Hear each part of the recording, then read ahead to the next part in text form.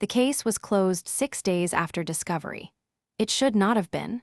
The cause of death was listed as smoke inhalation due to a house fire, but the medical examiner disagreed. Upon further examination, burn pattern analysis revealed inconsistencies that raised suspicions of arson. Initially, an acid test was conducted to detect accelerants, and it returned negative results, complicating the investigation. However, the absence of typical gasoline residue did not rule out other potential incendiary materials. The medical examiner's team meticulously documented the deceased's injuries, noting a mix of flashover burns and localized flame patterns inconsistent with accidental ignition. This led to an expanded examination of the scene, including structural damage analysis and witness testimonies, suggesting that the fire may have been deliberately set using non-traditional accelerants.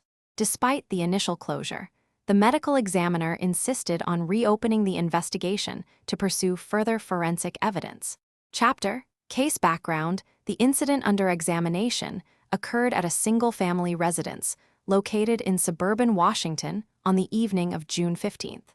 The discovery was made by neighbors who noticed smoke emanating from the property and reported it to emergency services promptly. Upon arrival, firefighters found the exterior of the house heavily charred with signs of rapid fire, spread indicative of an accelerated combustion event. Emergency responders initially assumed that the cause of the blaze might have been accidental or due to faulty electrical wiring, given the age of the home's infrastructure. Inside, the scene was chaotic with extensive damage to both structural and personal belongings within the main living quarters on the ground floor. The deceased was found in a bedroom upstairs where the fire had caused significant destruction, but remained largely contained by the room's door that had been partially closed. Initial reports did not suggest any immediate signs of foul play, leading investigators to focus primarily on the investigation of accidental causes, such as electrical faults or spontaneous ignition from flammable materials. Chapter: Initial findings upon arrival at the residence. First responders noted a pervasive acrid odor and heavy smoke damage throughout multiple rooms. The deceased was found in a supine position near the center of the living room with no visible external injuries that would indicate trauma or blunt force impact prior to death. Instead, the body displayed widespread thermal burns consistent with exposure to intense heat over an extended period. Initial medical assessment indicated severe carbon monoxide poisoning based on cherry red skin and evidence of respiratory distress. The absence of lacerations or fractures suggested the possibility of inhalation asphyxiation during the fire. However, a lack of smoke in the airways was noted, which led to further investigation into alternative causes for the burns observed. A preliminary examination of burn patterns revealed unusual characteristics inconsistent with standard flammable materials combustion, prompting an acid test for accelerants which returned negative results. This finding necessitated additional scrutiny into environmental factors and potential non-combustible sources, contributing to the thermal damage sustained by the deceased. Chapter: Forensic investigation at the fire scene. A systematic collection of physical evidence ensued, prioritizing integrity and preservation. Glass fragments, charred wood, and melted plastic were meticulously documented and bagged for laboratory analysis. Notably absent was any indication of accelerants or suspicious materials that could suggest arson. A thorough examination of the deceased revealed extensive thermal injuries, with characteristic patterns consistent with a rapid fire, spread typical in flashover scenarios. The acid test conducted on suspected residues produced negative results, ruling out common acidic substances as causative agents. Documentation and tagging were performed at each stage to maintain an unbroken chain of custody. Upon examination of the deceased's remains, a comprehensive suite of laboratory analyses was conducted to elucidate the cause and mechanism of death. Burn pattern analysis revealed extensive thermal injuries consistent with exposure to high temperatures over prolonged periods. To determine the presence of accelerants, an acid test was performed on residue samples collected from the scene. The results were negative for common volatile organic compounds typically used in arson cases, indicating no evidence of deliberate fire setting. Histological sections of skin and muscle tissues displayed characteristic thermal necrosis patterns. Microscopic examination confirmed cellular damage consistent with extreme heat exposure.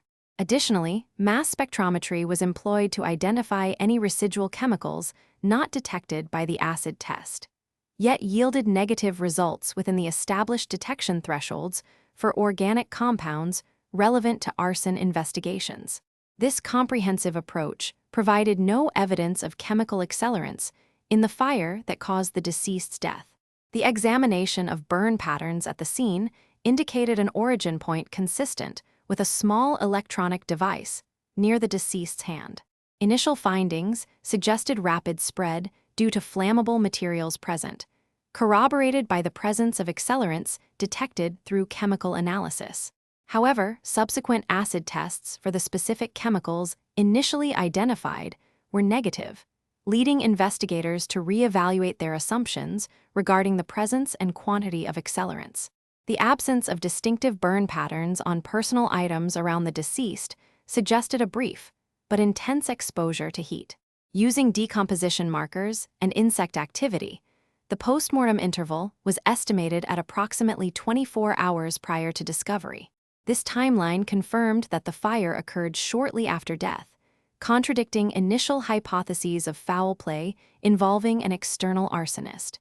The sequence of events supported natural causes exacerbated by environmental factors.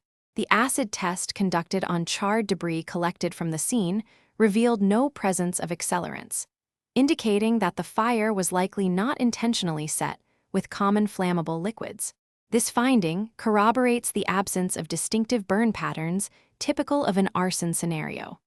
However, the lack of positive results does not conclusively rule out other potential accelerant materials or methods not detected by standard tests. The expert would testify to these limitations and interpretative aspects under oath, emphasizing that while the fire's origin and cause remain undetermined, the current evidence supports a hypothesis of accidental ignition rather than deliberate incineration. This finding corroborates the absence of distinctive burn patterns typical of an arson scenario. However, the lack of positive results does not conclusively rule out other potential accelerant materials or methods not detected by standard tests. This testimony will be critical in elucidating the forensic context for further investigation and legal proceedings. Chapter: Resolution upon completion of the extensive analysis at the scene of death and laboratory tests on recovered samples. A definitive conclusion has been reached regarding the cause and manner of death in this case. The initial assessment suggested the possibility of an accelerant being used to facilitate the fire that caused the deceased's demise. However, this hypothesis was negated by subsequent acid test results, which were negative for any known ignitable liquids. Chapter: Resolution upon completion of the extensive analysis at the scene of death and laboratory tests on recovered samples. A definitive conclusion has been reached regarding the cause and manner of death in this case. The burn patterns observed at the scene indicated a rapid spread characteristic of flashover conditions typically seen in house fires with no external sources of ignition.